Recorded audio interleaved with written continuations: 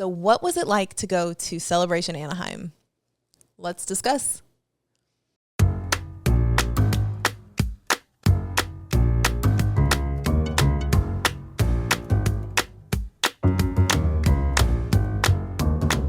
Welcome to Princess and Scoundrel, where we take you along our scrappily ever after from Fantasyland to Tatooine and everything in between. I'm Sarah. And I'm Steven. And we're talking Celebration Anaheim. Now, we're not on our regular schedule. We took a week off. Yeah. Well, we kind of moved it, postponed it, or... We rearranged things. There you go. There we go. Things were just too crazy ahead of time. We had this like grand thought of, oh, let's just pre-record an episode and have it ready to go in the can. Like we're some kind of wizards or something. It didn't happen. We were like, I'm pretty sure you were still working on your costume like the hour before we left for the airport. Yeah. You were making me earrings like like the hot glue hadn't dried and we're like, throw them in the bag. Yeah. No, that con crunch was real. Super real. And then we landed late Monday night. So there was just no time to get an episode out on Tuesday. Yeah. It just wasn't going to happen. We even had a fun idea for a reel. I had my dates wrong. I was like, yeah, we'll do it tomorrow. And you're like, no, it comes out tomorrow. I was like, oh, my bad. But it was such a fun weekend. We did all the things. We did a lot. We did. My poor feet. Yeah, or your poor feet. I think it was it the last night? You're like, I can't walk anymore. It hurts. Yeah. We packed in so much into, I think we were there for like 3.5 days. Not too much. It was great. It was a lot of fun. It was so much fun, but yeah, it was all just too much. It's going to take us a while to like unpack everything from this weekend, I believe. Oh yeah. Yeah, definitely. But what we wanted to talk about with this conversation is celebration and what it was like. This was our second time. I was going to say our first ever celebration. It was our second time going to Celebration. Same. It was our first time going a second time. Yes. I don't know where I was going with that. So this was our second trip to Celebration. First time we went was in 2017. We went to the one in Orlando. That was your fault that time. Because we schlepped BB-8 across country to go to, you were showcased or picked to showcase BB-8 in the Droid Builders room for Celebration Orlando in 2017. Super cool. Yes. Well, and I think the thing is like, we had never really experienced a celebration before that or anything to that magnitude. We had been to our local cons, which is, again, the variety, from comic books to movies. And it's just the whole gamut. And it's local, so it's a lot smaller.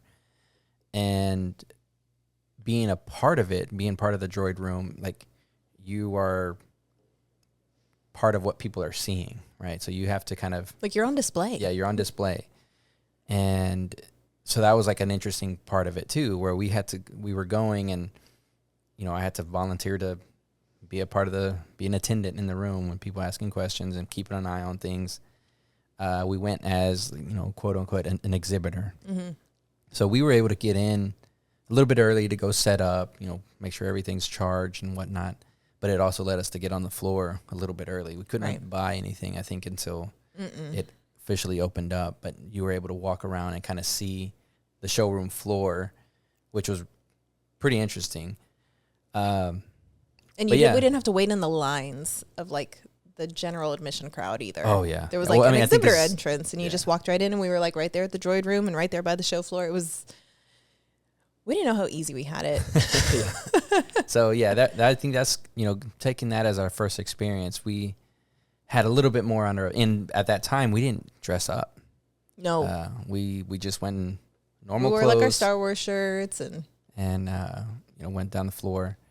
But this time around, we kind of we're a little bit more seasoned, right? And we're older, you can say it. Well, no, I'm just saying like we're more versed in doing the cons because we kept going to our local ones and we'd been to another celebration and then just talking to other people like what may be coming, how it's going to be set up because people went to Chicago and the different different Star Wars celebrations, that we were a little bit more informed going to it. And also the group that we were going with, some of them are in the costuming groups, and they were going to be dressing up. And like you ended up being part of a meetup for a costuming group, like a tiny little costuming group. And so we were kind of like in the, maybe 2 months before Celebration, we're like, oh man, okay, so we're gonna cosplay for this thing. And so that's kind of what we spent the last 2 months doing. I don't feel like we spent a full 2 months. Well, when do we get our tickets for Celebration? Because that was the weird thing, is we weren't able to get in our tickets till pretty late, because I think it was like 6 weeks before or something. It was definitely after Star Cruiser, I believe. Yeah. It was weird. It was not a lot of time at all. Yeah, and that was the reason why we didn't move on costumes, because we were like, we don't know if we are able to even get tickets, because it was people that bought tickets prior in 2020. Or for 2020. And it carried over. Basically, those people could keep their tickets, and it carries on. And only the people that sold theirs back were the tickets that got opened up. Right. So that was one of those things we were waiting to see, like, are we going to get tickets? Are we going to be able to? If it's going to be a 1 day, 2 day type of thing. And so we were lucky enough to get, full 4 day tickets. And so we had the full weekend to us. Yeah. Available to us. We didn't use all 4 days. No, we didn't. But we could have if we had scheduled our flights differently. Well, no, so the reason why we weren't able to go early, like the full Thursday, was because it was our kid's last day of school. Right. So, not to try to take him out, even though it was an early day. It was a half day, but still. Let him have his last day with his friends. Because like the last day of school is like the best day of school, because you're not doing anything. So everybody's just like hanging out. So we were like, we don't want to take that away from him. So let him do the last day of school, picked him up, shipped him to our family who was going to take care of our kids. Which was awesome. For the weekend. Like, incredible that we had family able to just like... here you go, keep them alive for the weekend. That was so nice. Yeah. And then immediately like run back across town, pick up our stuff and go to the airport.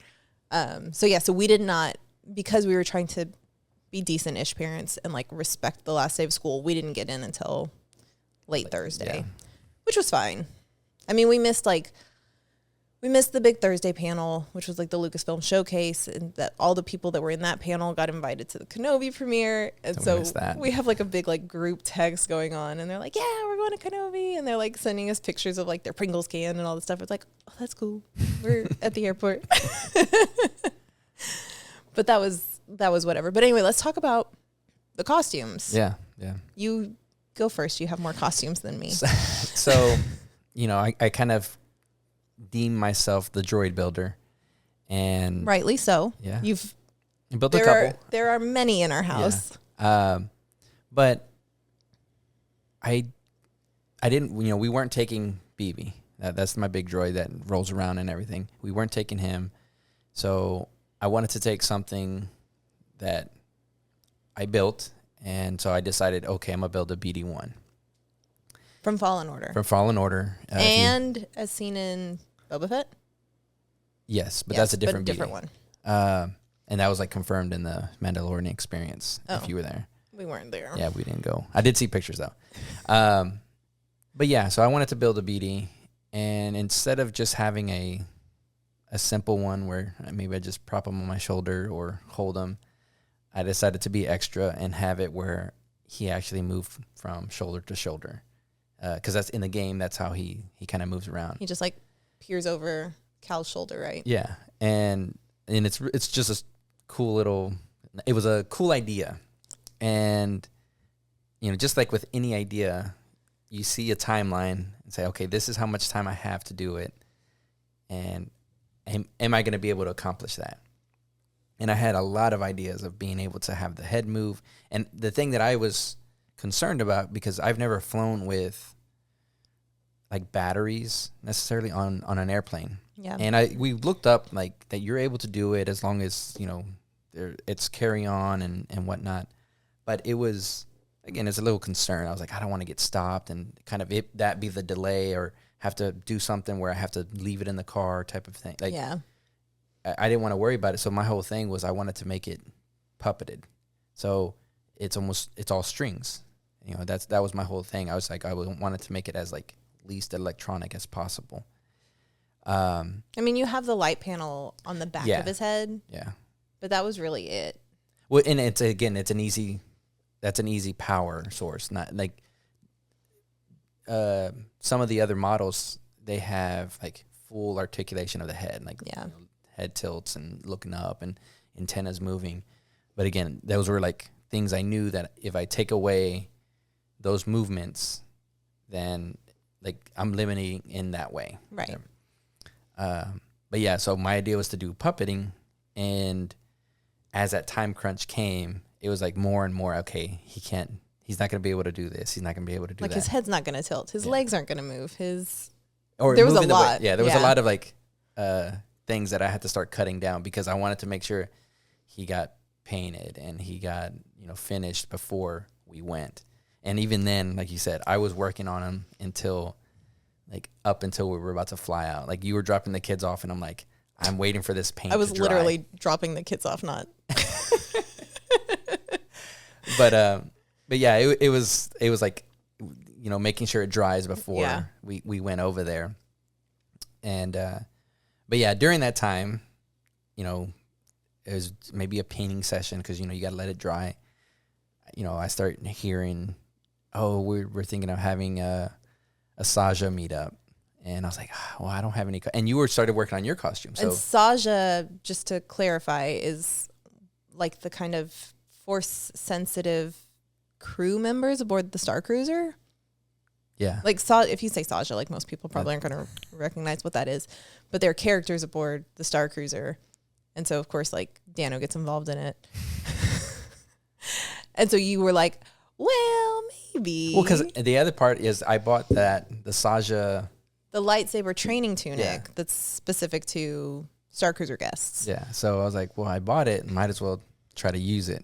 Right. Why not? We got it. Yeah. So I started working on that. So it kind of distracted me from BD, but at the same time, that's when I was doing the painting, and you have to let it dry, like, just so it doesn't like starts become a sticky mess with all that when you paint over and stuff. So what was the timeline then that you started your Saja costume prior to was the flight? The Saja was probably like a week before. Yeah. So it came together pretty well. I think I was in Joanne's like the weekend before we left. And I was like, I'm just going to like supermarket sweep and just grab a bunch of stuff. Materials. Yeah, everything. So it came together though. It looked really good. Yeah. I was pleasantly happy with it. Totally pleasantly happy. And then you had yet another costume you made. You made me look so bad this last weekend. The Saja part of it, the Saja costume came about because there was like a meetup. And I was like, okay, well, I have that tunic. I'll just kind of convert it. Right. But I kind of like Sammy. I like his, his vibe. And From Star Cruiser. From Star Cruiser as well, the mechanic. And so I was like, well, his costume's not too bad. It's like some coveralls with, the pleats that we had done on my other costume. So I was like, I'm a pleat pro now. Oh, God. Pleat everything. Pleat this. And, we put together that, like, I think it was like a 2 weeks that before Celebration that we started doing all that stuff. And a lot of it's in, embroidery stuff. Yeah. Embroideries? Embroiderments? Embroiderments. What would you say that is? Embroiderations. And what is it's embroidery? Embroidery. Yeah. So what else would it be? But a lot of that, so we knocked that out and got it together, and it came like I really like that one. That was all you though. Like you keep saying we. And I think you were the motivation. Thank you. And that's how marriage stays together, folks. I did nothing and you still give me problems. Yeah. But you knocked that out so fast. I was so angry because I had one cosplay idea and like that was it. Like if I get one good idea, like I'm not going to find another good idea for a long time. So mine was Betty Bantha. She was a 1950s style milkman that sold blue milk. She's from Mos Espa. And it came from a joke when we were on Star Cruiser, because our son, we had bought him the little captain's uniform, and then when we were on board the ship, they had the hat. And he just like adored the attention that he got wearing it, because all the crew members would be like, "Oh, Captain, can I go take my break now?" and all this stuff. And he loved it. And so I think at one point he had like put on his cap and he was walking out the door, and you made a joke like, "Man, he looks like a blue milkman or something." And we joked about it when we were on Star Cruiser, and it was like, okay, well, what if I just go as like a blue milk maid? I love blue milk. It's like part of my personality at this point. And Star Cruiser is, I mean, it wasn't really Star Cruiser related, but close enough, because I borrowed my son's captain's hat. And so that was my costume. But I started mine from scratch. And I think that's where I justify in my head that it's okay. It took me much longer to do my one costume than it took you to do your two costumes. Because I truly started, I had a pattern and fabric and made all of that. And so I've never made anything to that level of detail or complexity before. It was like a collared shirt with buttons and cuffs and like a pleated skirt or a gathered skirt. And I mean, I've done invisible zippers, but never on the side. It was just way above anything that I'm comfortable doing. I mean, it came out great. It did come out really good. I'm very pleasantly happy with how it turned out, because it did push my sewing skills beyond what I have been able to do before. It just took me a long time to do, and I hate when it takes a long time to do something and you swoop in in a week before, and you're like, I'm just going to make a Saja costume, no big deal. But I should shout out Mike from Hondo Supply, because he's the one that came up with the really good Betty Bantha logo that I was able to use as the stickers on my blue milk that I carried around, because I carried around a a carton of 6 jugs of blue milk the whole weekend. And then you helped me to do the embroidery on my hat too, so I could repurpose the captain's hat. Well, there was a lot of little details. You had Prop Right. Yeah, Prop Right have these custom buttons, they were Bantha horns, little Bantha horns. So it was there was a lot of detail there and I think that's some of the part of it with not just your costume but other people's costumes, that there's little details that you put into it, and overall it becomes a beautiful piece, but you don't notice it until you point out that there's these buttoning, these Bantha horn buttons, yeah, the little logo, the blue milk containers had it. You have your own logo, if it was an actual brand type of thing. So I think there's a lot of, not just, yours was great, but there was a lot of people that came up with costumes that had incredible detail that you sometimes miss because you're so focused on whoa, that's movie accurate costume, and let me take a picture. But there was painstaking details that people put into it. Hours and hours of effort that goes into every cosplay that we saw there, which was so much fun. Yeah, everything was so good. But yeah, being able to participate in it as a I wouldn't call us cosplayers. We had you had true. Well, no, and I think that's the part of it is with a celebration is, yes, there's the movie accurate, 501st, it's spot on costumes, but then there's here's a character, here's a cosplay. Yeah. Then there was the extra characters it's Star Wars adjacent, and it's a funny joke, and there was plenty of those of character. We saw a minion dressed as Darth Maul. There's a Darth Maul minion. Darth Maul minion. So again, it's things that kind of came together. Again, probably started as a joke, and hey, let's do it. Why not? Yeah, and I think those people those costumes got just much attention as the highly accurate, detailed costumes. So that was the fun part, was getting to see all of the costumes, but also being in costume Because like your beady got a lot of love during the convention because you could puppet it and like pull strings and it would pop up over one shoulder, pop over the other. And then like you put a light panel in the back and for some reason like having lights is just like, oh my God, it's alive. So you got stopped. Yeah. A good amount and like lots of like surreptitious people like taking pictures and video. Well, it was fun because I could catch them like at the corner of my eye looking. And it was great because I kept them like centered on my back and then it would pop them up whenever they started looking. So it was almost like a reveal. Would you like look back and like wink to like, oh. I would try not to. Oh, but you couldn't help it. I couldn't help it. But so being part of that kind of cosplay side of it was really fun because I got stopped as Betty a lot. Like a lot. Because what would happen is one person would ask if they could take a picture and then like 3 more people would come around and then it would just like multiply like that. Like there was times where it was like, we're just trying to go get food.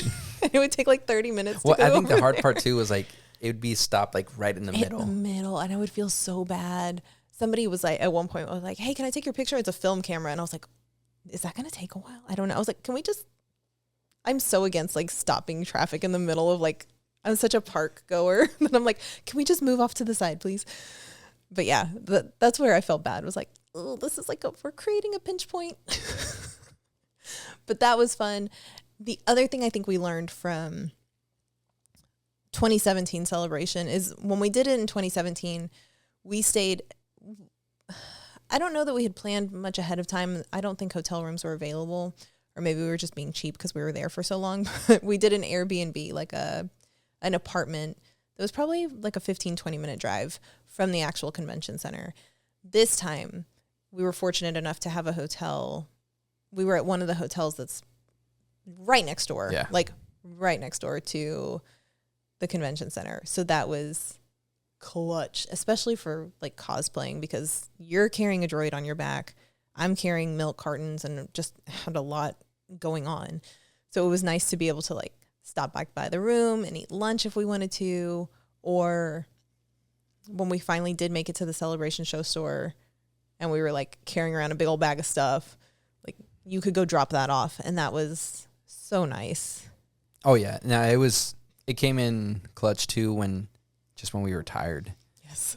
Just like, which you know was what? All the time. We're just trying to find like sit down and kind of relax, take some stuff off, like just breathe for a second. Breathe for a little bit. So it was really nice. I would like highly recommend that to anybody going to these type of events. Like try to get as close as possible.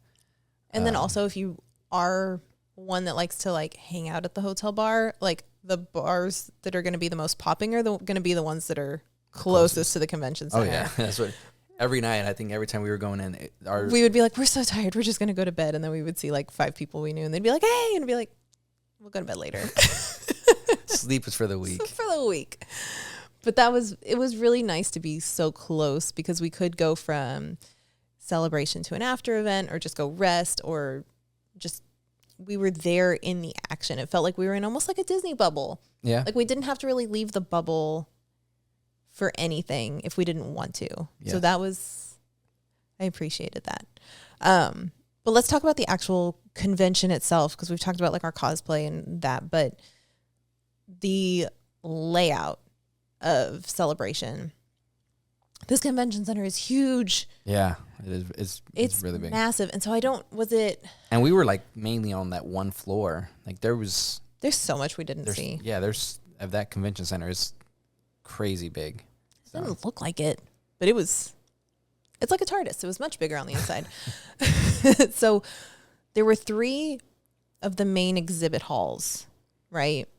The one in the middle was like the main stores and shops and everything like that. The one to the far left was where they put like the Star Wars show stage and the costumes, and like, where they have like the cars and I think it's Rebel Legion does them, but it's like the kind of sets, like it's where you can take pictures and stuff. Pictures and stuff like that. Photo ops. Photo ops. So they shoved all of that into one side, and then they had the store in the middle exhibit hall, and then and maybe they had like the tattoo parlor and because it was stuff. like two Maybe there was halls. 2. And then the one on the far right was kind of like a little food court area, but then also like the queue for the panels. But it felt a little disjointed because when we did go to Celebration in 2017, they had that Star Wars show stage, like, I think literally like in the middle of the show floor. Yeah. I think you're right. Now, I don't know. So thinking about it now, it might have created choke points because it was just it was right middle. So you could just like you could be shopping and turn around and you could be part of the show. Yeah. So it would create that just standing in the, people standing in the middle. But I think they could have reconfigured it in a way that you still had that like in the middle of the show floor and then spread out some of the booths to the other exhibit halls. And it still would have worked out because I felt like it created so much of like just an electric energy. Oh yeah, definitely. In 2017. And this time it felt very much like if you want to go watch what's on the Star Wars show stage, you go all the way over here. And if you want to shop, you go here. And it felt very segmented, which you would think I would love, but it just, I don't know. It felt strange. It's probably because we felt like we missed out on the Star Wars show because we weren't running back. Because we didn't go over there until like, that was like the last thing we did, I think, at Celebration was like go over there and see that. So it's kind of like, oh man. But regardless, the fact that Celebration Anaheim, the convention center is so big, was really nice because it didn't ever feel like you were in the middle of a big crowd at any point. Mm-hmm. Like you were able to move around pretty freely. You didn't feel like you were like, squeezing through a large group of people at any point. Like that was nice and very appreciated, especially like in this day and age. Yeah. Oh yeah. No, it was nice to be able to move around. I think the big thing that we saw is it wasn't crowded, but there was like lines for like anything that you really wanted to go to, it was a line to get into it. Yeah. And they tried to, I think, combat that with like the what was it called? Light speed lane reservations, not lightning lane. Yeah. Light speed lane. And they did that for certain things. So they did lotteries for the panels. So if you won the lottery, you knew you had a spot at those panels. But then they did light speed lane reservations for, I think, Loungefly, the Funko Pop shop, and then the Celebration show store. But it was very strange the way that they handled it. And like and they still had standby lines for everything, right? I think they did. Oh, and they also had it for the Mandalorian experience, which we just never got into because we didn't know how long the standby was going to be. And we didn't want to spend like 2 hours of our celebration standing in line for something. Yeah. Which is on us. We just we don't want to wait in line. But it was the logistics and the way that I think some of the lines were handled was just strange because we didn't go on Thursday, but we were at the first panel in the morning on Friday. And so we were with people that were there for Thursday and they said, oh, we go line up. You walk up to the convention center, you go all the way to the left. They're going to queue us up in the basement and then they're going to make us go all the way to the right side for the panel. We said, okay, we walk all the way over there. And they're like, oh, you're here for the panel? No, you need to go all the way. You go outside and go all the way to the right side. But there was no like signage or anything to tell us where to line up. It was kind of chaotic. So we did that morning. The next morning we had a light speed lane reservation for Loungefly. Yeah. And that was right when the show floor opens at like from 10 to 10:30. So this is the part that I didn't like. Yeah. We also didn't eat that morning, so we were hangry. Because we were trying to get there on time because they told you be there like 30, 45 minutes before your reservation or you're going to lose your spot. And I was like, well, I don't understand why my reservation's from 10 to 10:30 and you want me to be there 45 minutes early when this place doesn't even open till 10, but okay. So we had a 10 to 10:30 for Loungefly, and then we had an 11 a.m. for the Celebration show store. And that's the one they told us check in 45 minutes early or you lose your spot. Yeah. So we get there, 9:30? Yeah, we got there a little bit. Got there a little bit early, and they sent us to the little garage, the basement. And there were everybody that was showing up early, and They put us in like corrals. Pretty much. But then they didn't start letting people in until 10, which we were kind of like scratching our heads. It's like, wait a minute. We showed up early, and now we're not going to get in until about, we didn't get in until about 11. I think it was 10. It was 10:30 when we got on the show floor. Okay. When we finally got through. So by the time we went to the other opposite side. So we missed our Lightspeed reservation for Loungefly. And we're like, if we're going to, like, we're already late. According to them saying 45 minutes early, we're already late for our Celebration Show Store reservation.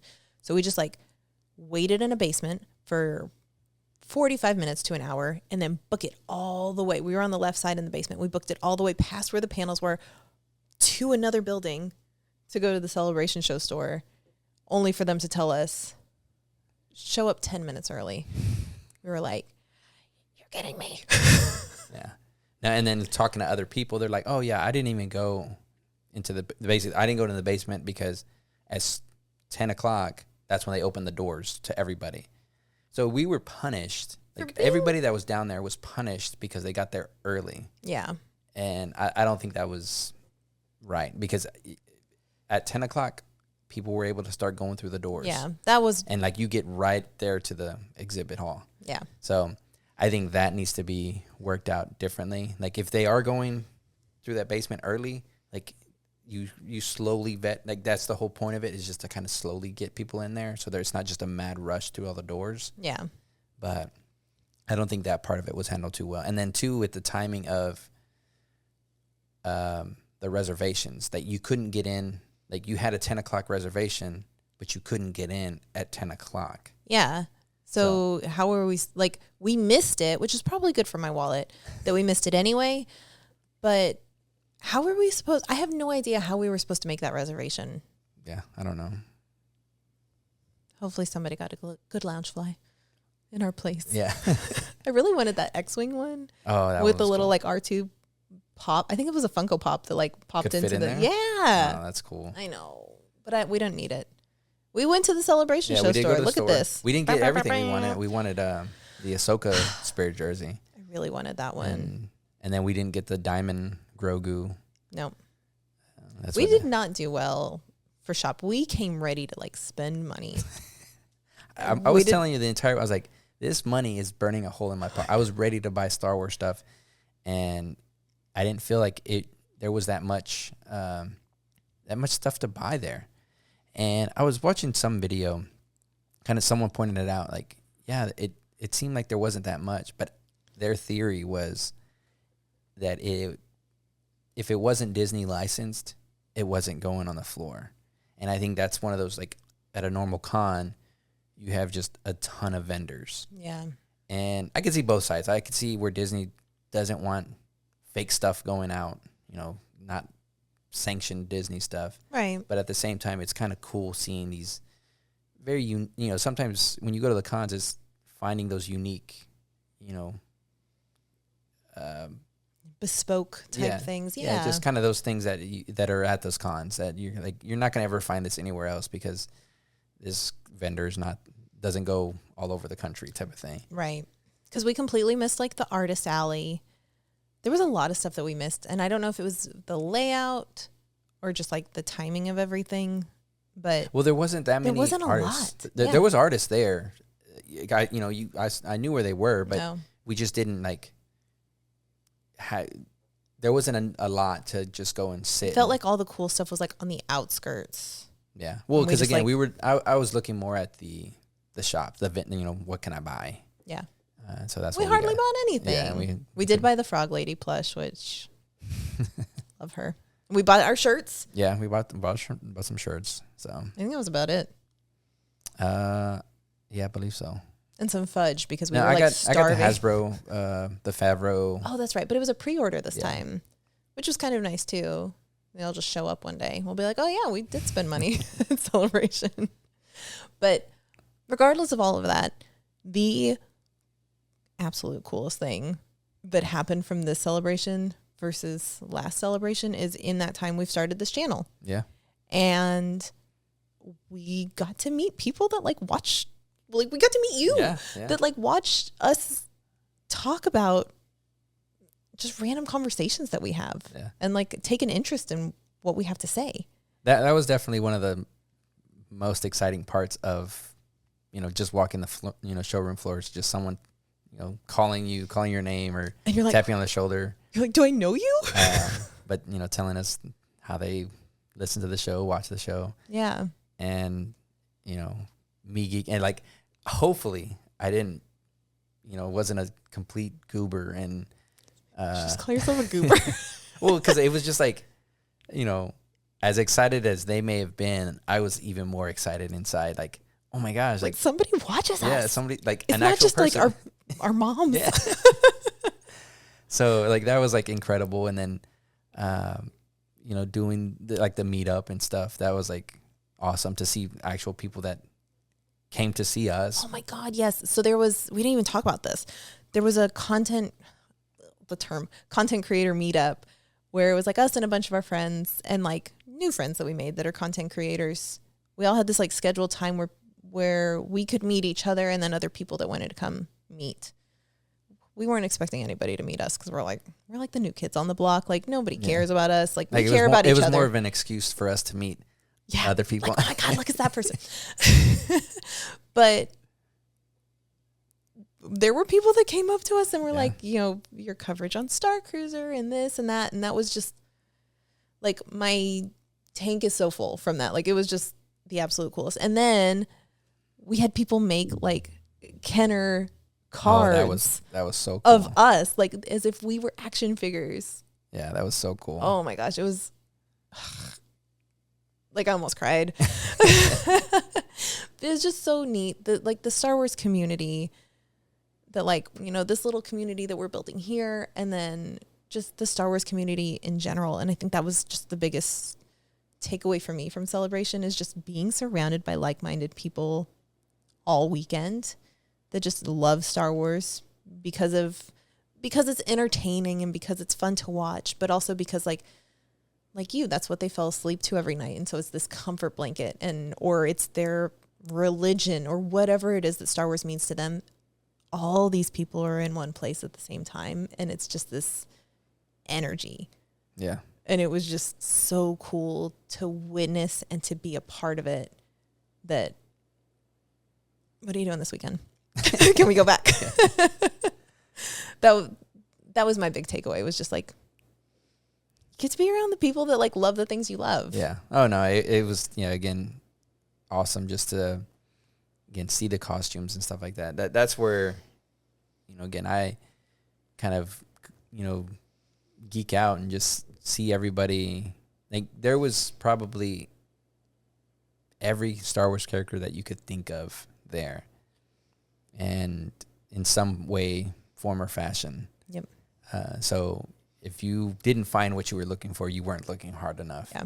Because like they were there, and then you pretty much sit at the fountain, because that was where everybody was meeting up, and you would see a ton of Ahsoka Tano's or 501st or Fallen, like whatever, kind of Star Wars story. Wilrow hoods. Yeah. So yeah, that was so cool to see. It's just like everybody kind of seeing these subgroups of the Star Wars. So it was a magical weekend. Definitely.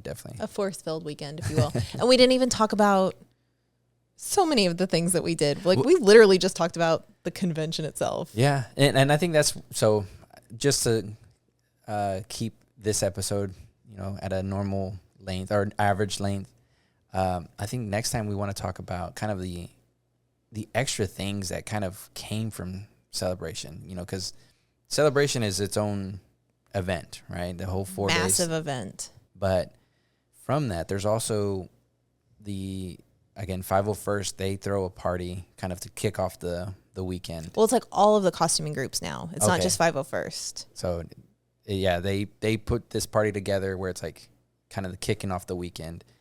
And like that was super fun to go to, being able to be a part of that. And then we got to experience Disneyland for the first time. Our very first time. And it was like on a Star Wars night. So it was like a special event night. It was. So we want to talk about that.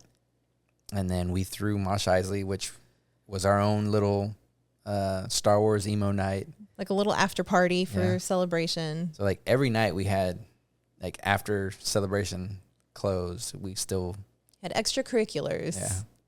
And we are still tired from it.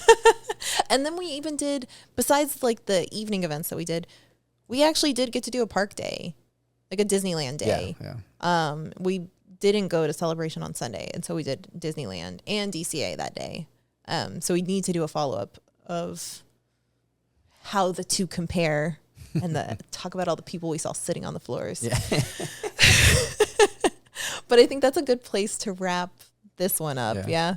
So if you have enjoyed listening to us talk about Celebration and the incredible weekend that we had, we are so appreciative of you hanging out with us. And if you could please consider liking, subscribing, sharing, leaving a comment, leaving a review or a rating. It really does mean so much to us. And we are so, so appreciative. Even if you're just listening to us, it means so much. Princess and Scoundrel is part of the Thank the Maker network. So if you're looking for more deep dives into Star Wars, I think they're talking about Kenobi recently. Go check out Adam, Ryan, and Nick over at Thank the Maker. And go check out Armor Party. Mike's probably going to be talking about all the costumes that he wore and is planning on wearing now that he got more inspiration. So, yeah, go check out Mike. Until next time.